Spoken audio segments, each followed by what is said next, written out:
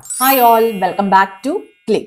ഈ വീഡിയോയിൽ നമ്മൾ കേരള PSC നേരത്തെ കണ്ടക്ട് ചെയ്ത അസിസ്റ്റന്റ് ഡയറക്ടർ പോസ്റ്റിലേക്കുള്ള എക്സാമിന് കെമിസ്ട്രിയുടെ ഭാഗത്ത് നിന്ന് ചോദിച്ചിട്ടുള്ള ക്വസ്റ്റ്യൻസ് ആണ് ഡിസ്കസ് ചെയ്യുന്നത്. ക്വസ്റ്റ്യൻ വായിച്ച ആൻസേഴ്സ് പറഞ്ഞു പോകാതെ കുറച്ച് ഇൻസൈറ്റ്സും കൂടെ നമ്മൾ ഇവിടെ ഡിസ്കസ് ചെയ്യുന്നുണ്ട്. Let start with the first question. The monomers of Kevlar R.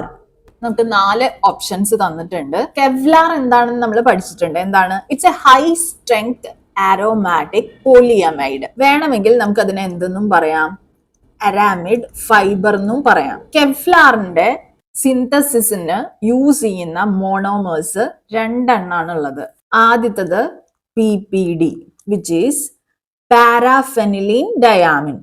രണ്ടാമത്തത് TPA അതായത് ടെറഫ്താലിക് ആസിഡ്. ഈ PPD എന്ന് പറയുന്നത് it's an aromatic diamine. And in case of TPA, ഇത് terephthalic acid, it's an atomic dicarboxylic acid.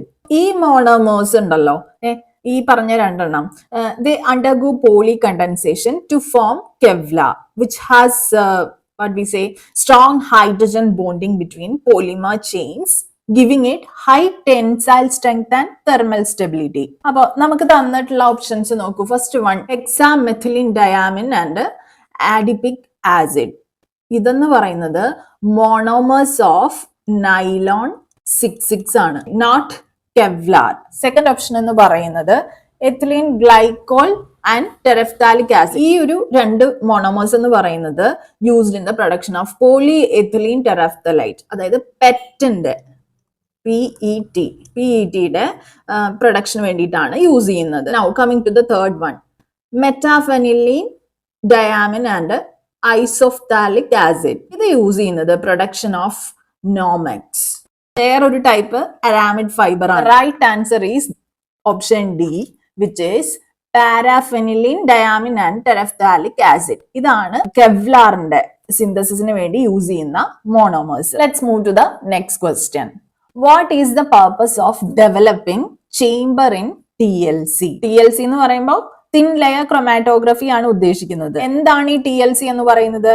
It's a separation technique used to analyse mixtures. The developing chamber in TLC is a closed container. It holds the mobile phase, അതായത് solvent ആണ് അത് hold ചെയ്യുന്നത്. When this TLC plate is placed in the chamber, the solvent moves up the plate by capillary action. അങ്ങനെ എന്താണ് ഉണ്ടാവുക? It is carrying different components at different rates. അതുകൊണ്ട് തന്നെ നമുക്ക് എന്ത് പറയാം? We do separate the mixtures based on differences in affinity towards stationary phase and the mobile phase. Stationary phase എന്ന് പറയുമ്പോൾ എന്താ ഉദ്ദേശിക്കുന്നത്? സിലിക്ക അല്ലെങ്കിൽ alumina. And in case of mobile phase it is solvent. നമുക്ക് ഇനി ഓപ്ഷൻസ് ഓരോന്നായിട്ട് നോക്കാം. What is the purpose of developing chamber in TLC? അതായിരുന്നു question. To hold the stationary phase ആണോ? സ്റ്റേഷനറി ഫേസ് നമ്മൾ ഇപ്പൊ തന്നെ പറഞ്ഞേ ഉള്ളൂ, സിലിക്ക അല്ലെങ്കിൽ alumina. It is already coated on the TLC plate, not the chamber. Now coming to the second option, to separate the components of the mixture. അതല്ലേ ഇതിന്റെ actual purpose എന്ന് പറയുന്നത്. ഓപ്ഷൻ ബി നമ്മളിപ്പോ തന്നെ പറഞ്ഞായിരുന്നു. TLC പ്ലേറ്റ് ചേംബറിൽ place ചെയ്യുമ്പോൾ actually എന്താണ് നടക്കുന്നത്? Separates the mixture based on differences in affinity towards the stationary phase and the mobile phase. So option B is the correct answer, to separate the components of the mixture.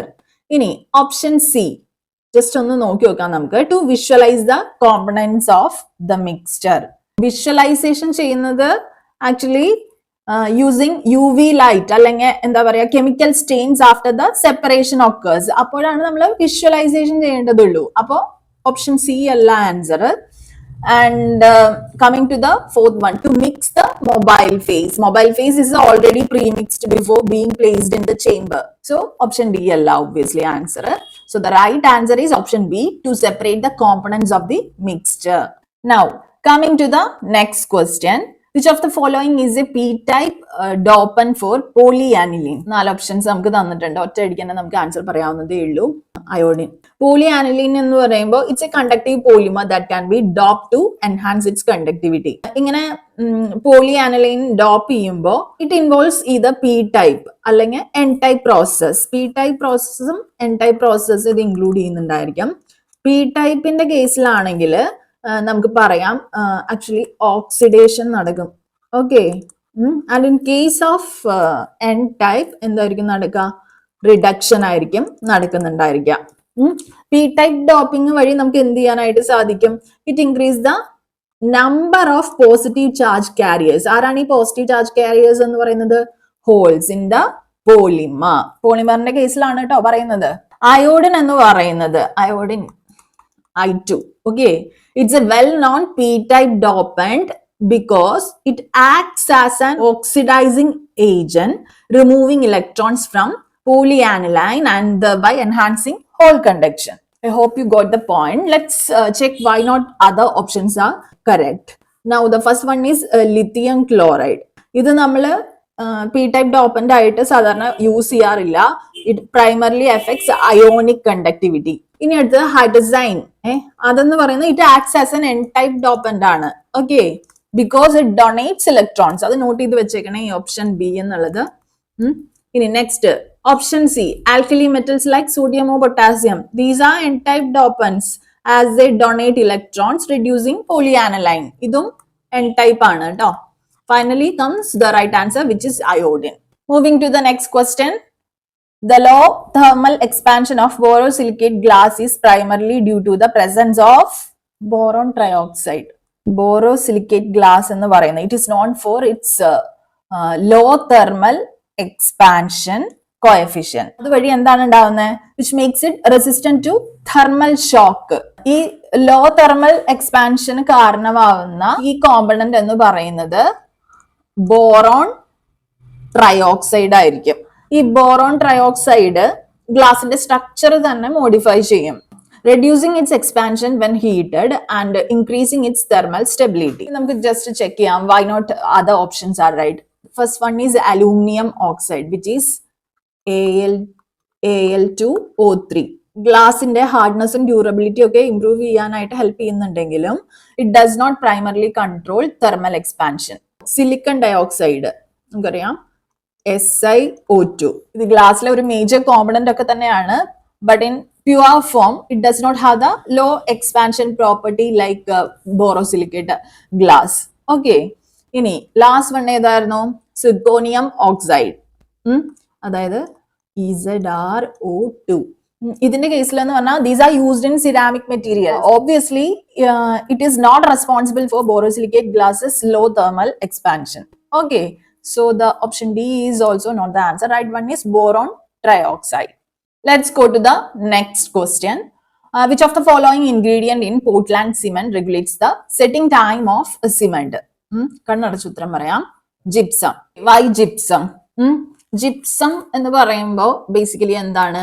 CaSO4 2H2O. ഈ gypsum നമ്മൾ എന്ത് ചെയ്യും? Portland സിമെന്റിൽ add ചെയ്യും. അത് എന്തിനു വേണ്ടിയിട്ടാണ് add ചെയ്യുന്നത്? Regulate the setting time. Gypsum add ചെയ്തില്ല എങ്കിൽ എന്ത് സംഭവിക്കും? സിമെന്റിനകത്ത് വരുന്ന ട്രൈ കാൽഷ്യം അലൂമിനേറ്റ് ഉണ്ടല്ലോ, അത് റാപ്പിഡ് സെറ്റിങ്ങിന് കാരണമാവും. അപ്പോ ഇത് അൺവർക്കബിൾ ആയി തീരും. ഈ ജിപ്സം എന്ന് പറയുന്നതാണ് ഈ ഹൈഡ്രേഷൻ പ്രോസസ്സിനെ കൺട്രോൾ ചെയ്യുന്നത്. അങ്ങനെയാണ് എന്ത് ചെയ്യുന്നത്? സഫീഷ്യന്റ് ടൈം ഫോർ മിക്സിംഗ് നമുക്ക് കിട്ടുന്നത്. ട്രാൻസ്പോർട്ടിംഗ് ആയിക്കോട്ടെ അതും നമുക്ക് കിട്ടുന്നത്. അതുപോലെ തന്നെ പ്ലേസിംഗ് ബിഫോർ ഹാർഡനിങ്. ബാക്കി ഓപ്ഷൻസ് നമുക്ക് ജസ്റ്റ് ഒന്ന് ചെക്ക് ചെയ്ത് നോക്കാം. First one silica, SiO2. Strength and durability ആണ് സിലിക്ക കോൺട്രിബ്യൂട്ട് ചെയ്യുന്നത്.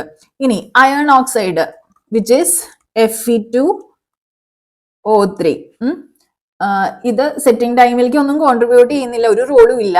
ബേസിക്കലി കളറിനും അതുപോലെ തന്നെ സ്ട്രെങ്ത്തിനും വേണ്ടിയിട്ടാണ് അയൺ ഓക്സൈഡ് യൂസ് ചെയ്യുന്നത്. And the final one alumina which is Al2O3.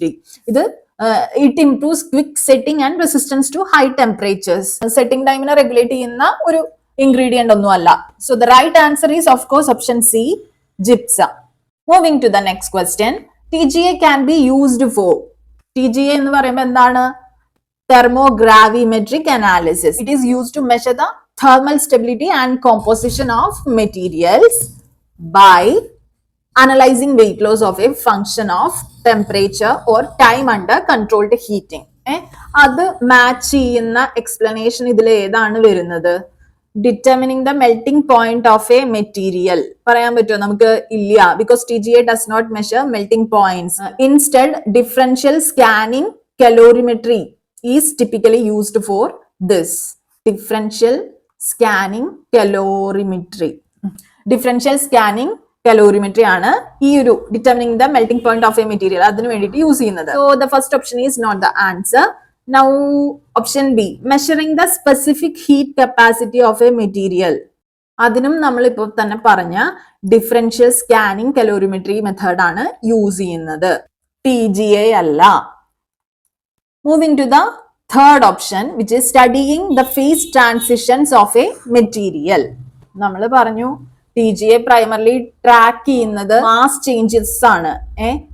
DSC ഇപ്പൊ തന്നെ പറഞ്ഞ ഡിഫറൻഷ്യൽ സ്കാനിങ് കലോറിമെട്രി അല്ലെങ്കിൽ DMA എന്ന് പറയുന്ന ഒരു പ്രോസസ് ഉണ്ട്, which is dynamic mechanical analysis. ഇതോ ഈ DSO അല്ലെങ്കിൽ DMAയോ ആണ് എന്ത് ചെയ്യുന്നത്, ഫേസ് ട്രാൻസിഷൻസ് സ്റ്റഡി ചെയ്യാനായിട്ട് യൂസ് ചെയ്യുന്നത്. So option C is not right. And the final answer and the final option അതന്നെയായിരിക്കും എന്തായാലും ശരി. Analysing the thermal stability of polymers. Exactly, അതല്ലേ നമ്മളിപ്പോ തന്നെ പറഞ്ഞത്. TGA എന്ന് പറയുന്ന ആ ഒരു ടെക്നിക്ക് എന്തിനാണ് യൂസ് ചെയ്യുന്നത്? Measure the thermal stability and composition of materials. So option D is the right answer. ഈ TGA യൂസ് ചെയ്തിട്ടാണ് നമ്മൾ പോളിമേഴ്സ് കോമൺലി അനലൈസ് ചെയ്യുന്നത്. അതുവഴി നമുക്ക് എന്തൊക്കെ സാധിക്കും? ഡീകമ്പോസിഷൻ ടെമ്പറേച്ചേഴ്സ്, അതുപോലെ തന്നെ സ്റ്റെബിലിറ്റി, റെസിഡ്യൂവൽ കണ്ടന്റ്, ഇതൊക്കെ ഡിറ്റർമിൻ ചെയ്യാനായിട്ട് TGA ഹെൽപ്ഫുൾ ആണ്. Moving to the next question, what of the following statements are correct for carbon dioxide molecule? Carbon dioxide മോളിക്യൂളിനെ സംബന്ധിച്ചിടത്തോളം ഏതൊക്കെ സ്റ്റേറ്റ്മെന്റ്സ് ആണ് കറക്റ്റ് എന്ന് പറയുന്നത്? സോ ഫസ്റ്റ് സ്റ്റേറ്റ്മെന്റ് എന്താണ്? All molecular vibrations of carbon dioxide are not IR active. Right അല്ലേ? ആണ്. ഇനി അടുത്തത്, 4 molecular vibrations are possible for carbon dioxide. Right അല്ലേ? ഇതും റൈറ്റ് ആണല്ലോ. ഓക്കെ. ഇനി only 2 absorption bands are observed in the IR spectrum of carbon dioxide. Exactly true. So we can say that it is option C 1, 2 and 3. Carbon ഡയോക്സൈഡിനെ സംബന്ധിച്ചിടത്തോളം it is a linear symmetric molecule. അതിന്റെ vibrational മോഡ്സും IR absorption ബിഹേവിയറും ഒക്കെ specific റൂൾസിനനുസരിച്ചാണ് ഇരിക്കുന്നത്. അപ്പൊ അതിനകത്ത് ഈ പറഞ്ഞിട്ടുള്ള ഫസ്റ്റ് സ്റ്റേറ്റ്മെന്റ് ഉണ്ടല്ലോ, അത് ഏതൊക്കെയാണ് ആ റൂൾസ് എന്നാണ് ഞാൻ പറയുന്നത്. അതായത് first statement, which is all molecular vibrations of carbon dioxide are not IR active എന്ന് പറയുന്നുണ്ടല്ലോ, ഇത് കറക്റ്റ് ആണ്. കാരണം CO2 എന്ന് പറയുന്നത് it's a linear and centrosymmetric molecule ആണ്. അതിന് 4 ഫണ്ടമെന്റൽ വൈബ്രേഷണൽ മോഡ്സ് ആണ് ഉള്ളത്. ഒന്നാമത്തെ സിമെട്രിക് സ്ട്രെച്ചിങ്, അത് നമ്മൾ V1 എന്നാണ് ഇൻഡിക്കേറ്റ് ചെയ്യുന്നത്, in which IR is inactive due to no change in dipole movement. Okay. ഇനി second one asymmetric stretching, V3 എന്നാണ് നമ്മൾ അതിനെ റെപ്രസെന്റ് ചെയ്യുന്നത്, IR ആക്റ്റീവ് ആയിരിക്കും. ആൻഡ് ഫൈനലി ബെൻഡിങ് മോഡ് എന്ന് പറയുന്ന വൈബ്രേഷണൽ മോഡും കൂടെ വരുന്നുണ്ട്, V2 V4 അതാണ് ഉദ്ദേശിക്കുന്നത്. ഇതിനകത്തും എന്തായിരിക്കും? IR ആക്റ്റീവ് ആയിരിക്കും, അതായത് ഡീജനറേറ്റ് മോഡ് ആയിരിക്കും. അതുകൊണ്ട് നമുക്ക് എന്ത് പറയാം? ചില വൈബ്രേഷൻസ് IR ആക്റ്റീവ് അല്ല. ഫസ്റ്റ് സ്റ്റേറ്റ്മെന്റിൽ തന്നെ പറഞ്ഞിട്ടുള്ളത് all molecular vibrations of carbon dioxide are not IR active. So the first statement is right. Coming to the second one, 4 molecular vibrations are possible for carbon dioxide. അതാണ് നമ്മളിപ്പോ പറഞ്ഞ V1, V2, V3 and V4. 4 vibrational modes ആണ് basically carbon dioxide ഉള്ളത്. ഇനി coming to the third statement, in which what is stated, only 2 absorption bands are observed in the IR spectrum of carbon dioxide. ഇത് correct ആണ്. കാരണം although CO2 has multiple vibrational modes, due to symmetry and what we say degeneracy, only 2 distinct absorption bands appear in the IR spectrum. That is why we say that statement 3 is also right. Moving to the next question, which is the most common fissionable nuclei used in pressurized water reactors? ഈ pressurised water reactors എന്ന് പറയുമ്പോൾ most common type of nuclear reactor ആണ്. ഇത് use ചെയ്യുന്നത് power ജനറേഷന് വേണ്ടിയിട്ടാണ്. അതുപോലെ തന്നെ ഇതിൽ യൂസ് ചെയ്യുന്ന പ്രൈമറി ഫ്യൂവൽ എന്ന് പറയുന്നത്, ഇത്തരത്തിലുള്ള റിയാക്ടേഴ്സിൽ യൂസ് ചെയ്യുന്ന പ്രൈമറി ഫ്യൂവൽ എന്ന് പറയുന്നത് ഫിഷനബിൾ ആയിരിക്കണം. എന്താണ് ഫിഷനബിൾ ആയിരിക്കണം എന്ന് പറയുമ്പോൾ ഉദ്ദേശിക്കുന്നത്? അതായത് ഒരു ചെയിൻ റിയാക്ഷൻ സസ്റ്റെയിൻ ചെയ്യാനായിട്ട് സാധിക്കണം. നമുക്ക് തന്നിട്ടുള്ള ഓപ്ഷൻസ് 1 by 1 ആയിട്ട് നമുക്ക് ചെക്ക് ചെയ്യാം. U-235 ഇത് ന്യൂക്ലിയർ റിയാക്ടേഴ്സിൽ മോസ്റ്റ് കോമൺലി യൂസ് ചെയ്യുന്ന ഫിഷനബിൾ ഐസോട്ടോപ്പ് ആണ്. ഈ പറയുന്ന പ്രഷറൈസ്ഡ് വാട്ടർ റിയാക്ടേഴ്സിലും ഇത് യൂസ് ചെയ്യുന്നുണ്ട്. It undergoes fission when bombarded with thermal neutrons releasing a large amount of energy. ഇത് ആക്ച്വലി കറക്റ്റ് ആൻസർ ആണ്. ഓപ്ഷൻ എ തന്നെ കറക്റ്റ് ആൻസർ ആണ്. ഓക്കെ, നമുക്ക് ബാക്കിയുള്ള ഓപ്ഷൻസും കൂടെ നോക്കാം. ഓപ്ഷൻ ബി യുറേനിയം 238 U-238 ഇത് ഫിസൈൽ അല്ല, പക്ഷെ ന്യൂട്രോൺ അബ്സോർപ്ഷൻ വഴി പ്ലൂട്ടോണിയം 239 ആയിട്ട് കൺവേർട്ട് ചെയ്യാനായിട്ട് സാധിക്കും. പ്ലൂട്ടോണിയം 239 ആയിട്ട് കൺവേർട്ട് ചെയ്യാനായിട്ട് സാധിക്കും. ഈ പ്ലൂട്ടോണിയം 239 സംബന്ധിച്ചിടത്തോളം ഇറ്റ് ക്യാൻ അണ്ടർഗോ ഫിഷൻ. പക്ഷെ യുറേനിയം 238 അലോൺ അത് it does not sustain a chain reaction. Okay, so this cannot be the right answer. Now, thorium 228 it is not a commonly used fissile material in nuclear reactors. ഇനി plutonium 242 ഉണ്ട്. It is not a primary fuel but is produced as by product of some reactors. Okay, അപ്പൊ അതുകൊണ്ട് തന്നെ നമുക്ക് പറയാം most common fissionable nuclear used in pressurized water reactors എന്ന് പറയുന്നത് uranium 235 ആണ്, which is option A. Next question, what is the purpose of scanning coil in scanning electron microscope, which is SEM, to detect secondary electrons. First option തന്നിരിക്കുന്നത് incorrect ആണ്. കാരണം എന്താണ്? Secondary electrons are detected by a secondary electron detector, not the scanning coil. Second option എന്താണ്? To focus the electron beam. Incorrect. കാരണം focusing is done by the electromagnetic lenses, not the scanning coil. Now third option, to produce beam of electrons. Obviously incorrect. ഈ electron gun എന്ന് പറയുന്നത് it produces the beam, not the scanning coil.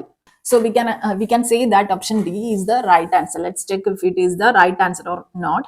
To deflect the electron beam. Right alle? Yes, this is the right option. ഈ പറയുന്ന scanning electron microscope എന്ന് പറയുമ്പോൾ അതിനകത്ത് scanning coil എന്ന് പറയുന്ന സംഭവം ഒരു ക്രൂഷ്യൽ റോൾ ആണ് പ്ലേ ചെയ്യുന്നത്. It controls the movement of the electron beam across the sample surface. ഈ സ്കാനിങ് കോയിലിന് കുറച്ച് പർപ്പസസ് ഉണ്ട്. പറയുകയാണെങ്കിൽ it is responsible for deflecting electron beam in a controlled manner to scan the surface of the specimen. ഇനി അതുപോലെ തന്നെ it ensures that the beam moves symmetrically across the sample in a raster pattern, allowing for the generation of a detailed image. And finally, ഈ scanning coil ഇല്ല എങ്കിൽ electron beam stationery ആയി തന്നെ ഇരിക്കുകയുള്ളൂ. അങ്ങനെ stationery ആയിരുന്ന എന്താ സംഭവിക്കുക? It prevents the microscope from capturing a complete image. So we can say that the final answer is option D, to deflect the electron beam. Now, moving to the next question. The absorbance of 0.002 molar solution of a dye shows an absorbance of 0.1750 at 720 nanometers. So, absorbance of 0.002 m solution of a dye, okay, shows an absorbance of 0.1750 at 720 nanometer, while a test solution of the same dye shows absorbance of 0.2625 under the same conditions. Find the concentration in the test solution. Test solution de concentration കണ്ടുപിടിക്കണമെങ്കിൽ നമ്മൾ beer ലാംബർട്ട്സ് law ആണ് use ചെയ്യുന്നത്. അതിനകത്ത് പറഞ്ഞിരിക്കുന്നത് എന്താണ്? A is equal to epsilon CL. ക്വസ്റ്റ്യനിൽ നമുക്ക് തന്നിട്ടുണ്ട് same dye ആണ് യൂസ് ചെയ്യുന്നത്. അതുപോലെ തന്നെ അണ്ടർ സെയിം കണ്ടീഷൻസ് ആണ് എല്ലാം നടക്കുന്നത്. അപ്പൊ നമുക്ക് എന്ത് പറയാം? L എന്ന് പറയുന്നത് പാത്ത് ലെങ്ത് ആണ്. അതുപോലെ തന്നെ മോളാർ അബ്സോർപ്റ്റിവിറ്റി, അതായത് epsilon, these two remains constant. അപ്പൊ നമുക്ക് ഈ പറയുന്ന കോൺസെൻട്രേഷനും അതുപോലെ തന്നെ അബ്സോർബൻസും തമ്മിലുള്ള പ്രൊപ്പോർഷനാലിറ്റി എങ്ങനെ എഴുതി നോക്കാം? A1 by C1 is equal to A2 by C2 ആയിരിക്കില്ലേ? ഇതിനകത്ത് A1 എന്ന് പറയുന്നത് this is equal to 0.1750. C1 ഉണ്ട് നമുക്ക് തന്നിട്ടുള്ള സൊല്യൂഷന്റെ C1 എന്ന് പറയുന്നത് എന്താണ് 0.002 മോളാർ സൊല്യൂഷൻ. ഇനി നെക്സ്റ്റ് A2 എന്ന് പറയുന്നത് തന്നിട്ടുണ്ട് 0.2625. അടുത്തത് ടെസ്റ്റ് സൊല്യൂഷൻ്റെതാണ് കേട്ടോ ഈ പറയുന്ന അബ്സോർബൻസ്. ദെൻ നമുക്ക് കാണേണ്ടത് എന്താണ് C2 ആണ്, അതായത് concentration of the test solution. Concentration and absorbance follow the proportionality of A1 divided by C1 is equal to A2 divided by C2. ഈ proportion ഞാൻ അങ്ങ് rearrange ചെയ്യുവാണേ. Implies C2 is equal to C1 into A2 by A1 അല്ലേ വരിക. So this implies C1 എന്ന് പറയുന്നത് എനിക്കറിയാം 0.002 into 0.2625 divided by A1 എനിക്കറിയാം 0.1750. This is equal to 0.002 into 1.5. This is equal to 0.003 molar solution. Okay. So അത് തന്നിട്ടുണ്ട് ഓപ്ഷൻസിൽ. Okay, option B 0.003 m. Moving to the next question. International Day for the Preservation of the Ozone Layer is observed on. Adangu by heart ideka September 16th another. Moving to the next question. Both top-down approaches and bottom-up approaches are used to synthesize nanomaterials. Okay. Which of the following is a top-down method to synthesize nanomaterials? Nammal padichittunde. Option correct answer option A, laser ablation. Nanomaterials synthesize ചെയ്യാനായിട്ട് രണ്ട് primary approaches ആണ് നമുക്കുള്ളത്. ഒന്ന് top ഡൗണും മറ്റത് bottom അപ്പും. Top down അപ്രോച്ചിൽ എന്ന് പറഞ്ഞിട്ട് it involves breaking down bulk materials into nano scale particles. ആ പേരിന്ന് തന്നെ നമുക്കത് മനസ്സിലാക്കാവുന്നേ ഉള്ളൂ. ഇനിയിപ്പോ ബോട്ടം അപ്പ് അപ്രോച്ച് ആണെങ്കിലോ involves assembling atoms or molecules to form nano structures. Okay, ഇനി തന്നിട്ടുള്ള ഓപ്ഷൻസിൽ first one laser ablation. It is a top down approach where high energy laser is used to remove material from a bulk target. അത് എന്തിലേക്കാ lead ചെയ്യുക actually formation of nano particles. ഇനി second approach എന്ന് പറയുന്നത് സോൾജൽ method ആണ്. It's A bottom up approach, top down അല്ല. നമ്മുടെ അടുത്ത് ചോദിച്ചിട്ടുള്ളത് ടോപ്പ് ഡൗൺ ആണ്. ഓക്കെ, ഇത് ബോട്ടം അപ്പ് അപ്രോച്ച് ആണ്. It involves the chemical synthesis of nano particles from solutions. And third one is chemical reduction. ഇതൊരു ബോട്ടം അപ്പ് അപ്രോച്ച് ആണ്. ഇത് എന്ന് പറയുന്നത് often used for nano particle synthesis in solutions. Okay, ഇനി final one എന്താണ് option? Laser pyrolysis. ഇതും ഒരു bottom up approach ആണ്. ഓക്കെ, ഇതിനകത്ത് എന്താണ് ബേസിക്കലി നടക്കുന്നത്? gaseous precursors decompose under laser radiation to form nanoparticles. So the right answer is option A, laser ablation. Now, moving to the next question. Which of the following water treatment helps to remove dissolved gases? Okay, aeration. Easily നമുക്ക് പറയാവുന്നതേ ഉള്ളൂ. ഇനി aeration എന്ന് പറയുമ്പോൾ it's a key water treatment process use to remove dissolved gases എന്ന് പറഞ്ഞ് definition തന്നെ നമ്മൾ പഠിച്ചിട്ടുണ്ട്. അതായത് ഡിസോൾവ്ഡ് ഗ്യാസസ് എന്ന് പറയുമ്പോൾ such as carbon dioxide, അതുപോലെ തന്നെ CO2, then hydrogen sulfide H2S, അതുപോലെ തന്നെ volatile organic compounds അതിൽ വിടും. volatile organic compounds. ഇതെങ്ങനെയാണ് വർക്ക് ചെയ്യുന്നത്? By increasing the contact between water and air, allowing these gases to escape into atmosphere. അതാണ് ഇറേഷനിൽ actually നടക്കുന്നത് കേട്ടോ. ഇനി ബാക്കിയുള്ള ഓപ്ഷൻസ് ജസ്റ്റ് ഒന്ന് നോക്കാവേ. അതായത് ഓപ്ഷൻ എ സെഡിമെന്റേഷൻ. സെഡിമെന്റേഷൻ എന്താണ്? It is used for removing suspended solids and particles. Dissolved ഗ്യാസിന് വേണ്ടിയിട്ടൊന്നും അല്ല യൂസ് ചെയ്യുന്നത്. ഓക്കെ, ഇനി ഡിസ്ഇൻഫെക്ഷന്റെ കേസിൽ എന്താണ്? അതെന്ന് പറയുന്നത് ആക്ച്വലി എന്താ ചെയ്യുക? Kills bacteria and microorganism using chlorine, അതുപോലെ തന്നെ UV ഓർ ഓസോൺ. ഓക്കെ, അതാണ് ഡിസ്ഇൻഫെക്ഷനിൽ ചെയ്യുന്നത്. So that's not right. And finally the reverse osmosis. അതെന്താണ് ചെയ്യുന്നത്? It removes dissolved salts and contaminants, but it is not specifically used for gas removal. So the right answer is option C, aeration. Moving to the next question. Which of the following polymer membrane is used in PM fuel cells. Correct answer, Nafion. അതായത് ഈ പറയുന്ന Nafion ആണ് most commonly used polymer electrolyte membrane in proton exchange membrane fuel cells. ഇതെന്ന് പറയുന്ന ഒരു sulfonated tetrafluoroethylene based fluoropolymer copolymer ആണ്. അതെന്താ ചെയ്യുക വെച്ചാൽ it allows protons to move through the membrane while blocking electrons. അതുവഴി എഫിഷ്യന്റ് ആയിട്ടുള്ള അയോൺ കണ്ടക്ഷൻ ഫ്യൂവൽ സെൽസിൽ ഉറപ്പുവരുത്തുന്നുണ്ട്. ഇനി ബാക്കി ഓപ്ഷൻസ് നോക്കി നോക്കൂ. PET പോളിഎഥിലീൻ ടെറഫ്താലൈറ്റ് അല്ലേ ഇത് പെറ്റ് എന്ന് പറയുന്നത്.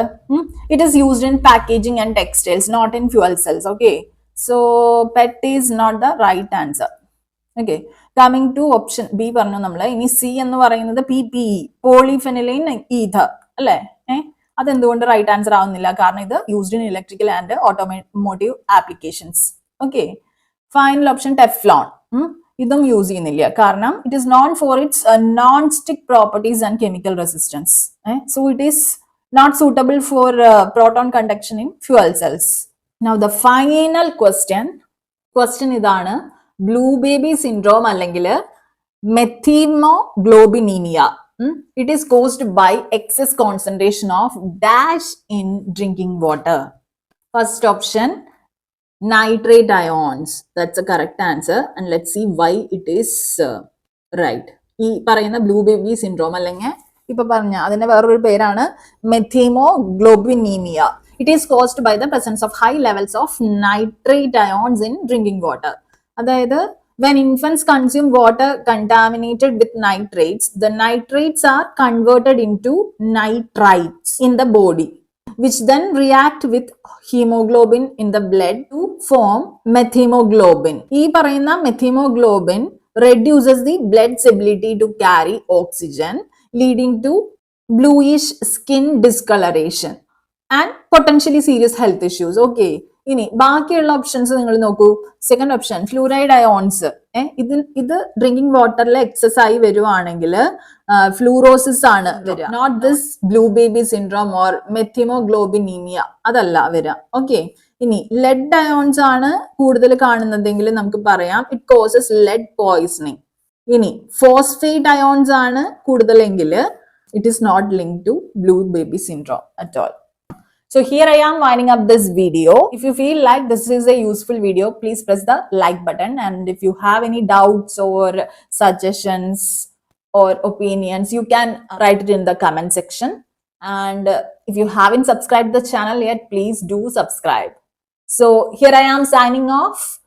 Your study partner. Click, stay focused on what really matters.